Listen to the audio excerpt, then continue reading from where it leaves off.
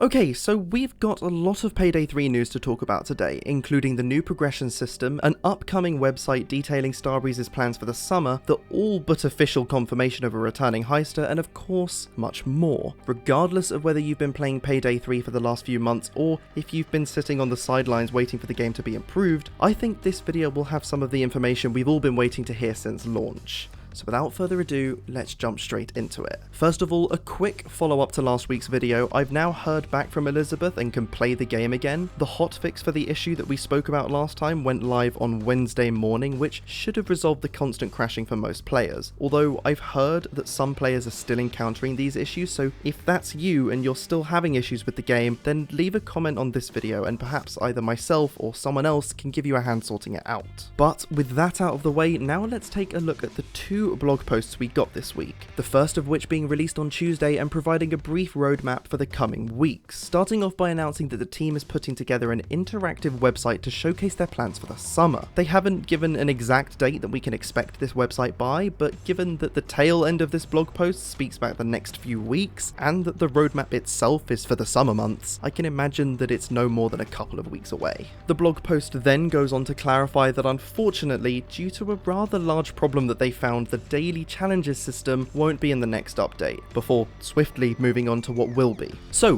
what exactly can we expect from Payday 3's next update? Well, the techie is going to be making her way to more heists within the game. We'll be getting the new loud modifiers as well as some stealth ones. They'll be adding some new heister voice lines, and the Mask of the Week system will be making its way to the game. The assassin skill line, which we'll be talking more about next week, will also be coming. And last, but certainly not least, the progression overhaul. We've speculated about this for the last few weeks, but now we know for certain that in the next update, challenge-based progression will be removed entirely. But what does the new progression system look like? Well, that's actually what the second blog post was about. Released on Friday, this blog post opens by going into some detail as to why the system is changing and highlighting their positive intentions with such an unorthodox system to begin with. They quickly get to the heart of what we want to know and explain that the new progression system will reward us with infamy points for each and every bag we secure, with different amount of infamy points granted for the quality of the loot, meaning you'll earn more for clean jewellery on dirty ice and perfectly cooked bags on cook-off. But that doesn't mean you won't still be rewarded for grabbing all of the loot too. There is still a bonus amount of IP rewarded for securing all the loot on a given heist. I like that they've kept this, as it not only incentivizes you to take everything you can, but also adds a bit of extra value to those last few bags and really makes you want to push for them all. Of course, the stealth bonus isn't going anywhere either, and has actually been increased significantly. In the example shown on the blog, completing dirty ice on very harded stealth now rewards you with 250 infamy points, a far cry from the current 25. One of the major issues with the progression system's first tweak was that it forced players into stealth to get the most amount of infamy points from a heist. Thankfully, that will no longer be the case, as this shift away from challenge-based progression sees the addition of a loud bonus too, to serve as an alternative to the stealth bonus. The blog explains that this bonus is granted for escaping after at least one assault wave or if you reach the final charge. From the way it's worded, it seems as if these could be two separate bonuses that would stack on top of each other, so you'll earn a certain amount of infamy points for completing the first assault wave, and then that amount would increase if you hold out until the final charge, but we'll have to wait until we get our hands on the actual update itself to see if that's the case. It's important to note that Starbreeze have also said that they'll continue to balance these payouts in the future, and have other plans for the challenge system more akin to the Chef's Kiss challenge for securing 19 perfectly cooked bags on Overkill Cook-Off. Just before we move away from the blog posts, it's also worth mentioning that Tuesday's post mentioned that the next dev diary is coming soon, so I reckon we'll see that in around 2 to 3 weeks. Of course, the big question on everyone's mind right now is what hasn't been announced for the next update, and more importantly,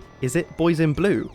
Well, no, I don't actually think it will be. But before we talk about why I believe that and discuss a future heister coming to the game, I just want to take a moment to say that if you are enjoying the video, please do consider subscribing. As I said in my last video, the recent support here has been incredible. In fact, it took me over 5 years to reach 500 subscribers, but just over 1 week to go from 500 to 600, which is mind-blowing to me, honestly, but equally very humbling, so thank you very much. As I said last time, I've got some really exciting Payday related projects planned for the next coming months, so if that does sound like something you're interested in, the subscribe button is there to make sure you don't miss out. So why don't I think Boys in Blue is coming with the next update? Well, it's not simply because it hasn't been announced yet, I still think it could be, but in the past I've highlighted where I see the danger in releasing Boys in Blue before or alongside a major Operation Medic Bag change like the Progression Overhaul, which makes me think that the smartest move is to get a big change like that into the game at least one update before Boys in Blue. That way, if any changes need to be made, they can be, without risking losing the players the DLC will bring back.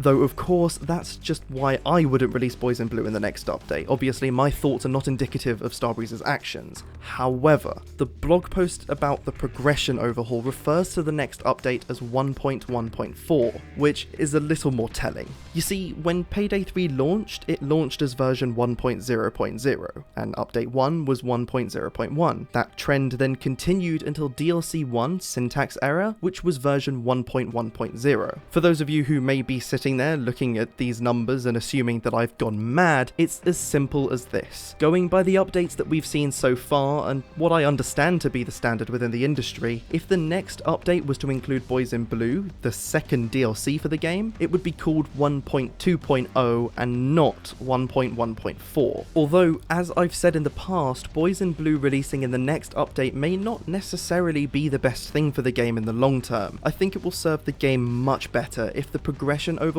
comes with this update and is then followed by the major DLC in the next update. But as we're yet to have everything coming within the next update confirmed just yet, only time will tell. The final topic for today's video is rather exciting as it revolves around an upcoming heister. This story comes straight from the source. Dragomir Mirsek, who plays the heister Dragan, made a post on Instagram that confirms that he'll be returning as Dragan in some form. Obviously, this is yet to be confirmed by Starbreeze themselves, but I highly doubt the post would still be up if Starbreeze had an issue with it, especially considering that they're actually tagged in the post. This could mean that we'll see Dragan make his return in the near future, but it isn't set in stone that he will be the first heister added to the game post-launch. It was pretty much a foregone conclusion that Dragan would return in Payday 3, given how involved Dragomir was in the advertising campaigns for the game. But I'm taking this news with tempered expectations, as perhaps he may be returning as a contractor and not a heister. While I highly doubt this will be the case, I don't want to speculate too much from a single Instagram post. But of course, this week as a whole, we've just received so much exciting Payday 3 news that really does set up the next coming months as